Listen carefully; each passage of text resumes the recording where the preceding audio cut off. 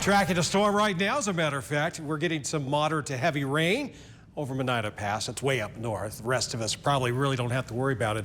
But it is making a beeline for northern Fremont County. Henry's Lake will probably get a little bit of moisture from it, along with Island Park.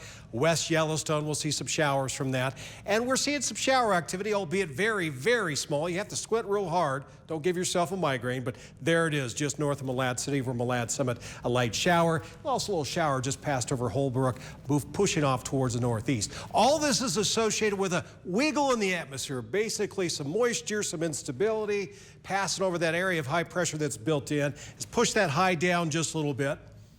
So we're going to see a lot of clouds tonight. That's good news. That'll allow temperatures not to get quite as cool as they were last night. Another thing we're going to see from this is some wind, especially tomorrow. That's why we have that lake wind advisory out for the American Falls Reservoir for tomorrow afternoon, tomorrow evening.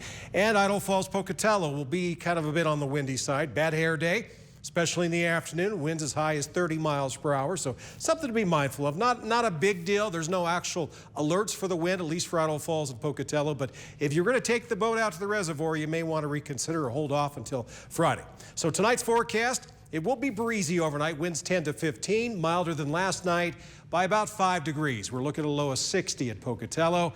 Idaho Falls almost 10 degrees warmer with a low of 55 degrees. Then tomorrow, warm and windy. We're not done yet with the warmth.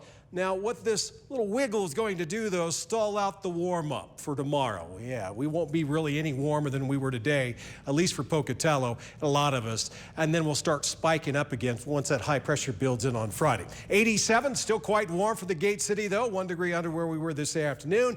And the wind, yes, especially in the afternoon, that'll be the windiest part of the day. Late afternoon, early evening, and then the winds should quickly back off as the sun starts to set. Now, tomorrow's temperature map, got a hodgepodge of everything on the map. We got 70s, we got 80s, we got one place tomorrow that'll be in the 60s. Yellowstone, 67 degrees.